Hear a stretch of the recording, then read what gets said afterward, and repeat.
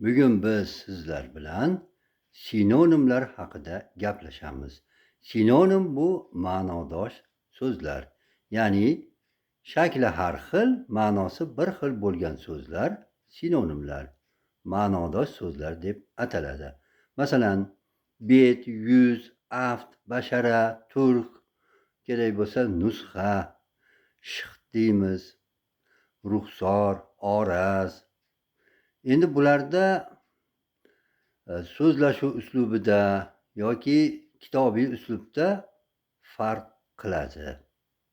Masalan, bet bilan yuz bu neytral hisoblanadi. Ya'ni salbiy ma'noda ham, ijobiy ma'noda ham qo'llashimiz mumkin. Aft, bashara, kepata deganlar bor shevalarda, turq bor. Bular salbiy ma'nolarda qo'llaniladi. Oraz, ruxsor, chehra esa ijobiy ma'noda ishlatiladi. Endi yana bir narsa, quyosh, oftob, kun. Quyosh bu rasmiy uslublarda ko'p qo'llaniladi.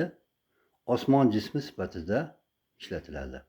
Oftob esa so'zlashuv nutqida keng ko'lamda ishlatiladi. Ularning o'rnini almashtirib bo'lmaydi. Masalan, yer quyosh atrofida 365 kunda aylanib chiqadi degan gapni oftob deb o'zgartiradigan bo'lsak, mutlaqo mantiqqa to'g'ri kelmay qoladi. Endi juda ko'p so'ralyapti. Oltin bilan tilla. Mana shu masalada alohida to'xtalamiz.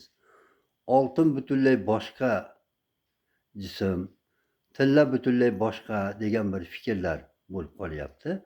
Oltin bilan tilla hech qanday farq qilmaydi. Ikkalasi ham metal, bir xil narsa. Oltin bu rasmiy uslubda keng ko'lamda qo'llaniladi. Masalan, sportchilarga oltin medal beriladi. Endi tilla medal desak to'g'ri kelmaydi. Tilla esa og'zaki nutqda, so'zlashuv uslubida juda ko'p ishlatiladi.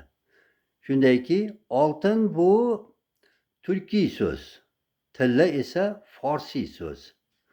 Ko'pchilik oltin butunlay boshqa narsa, tilla butunlay boshqa narsa degan noto'g'ri fikrlarga borib qolyapti.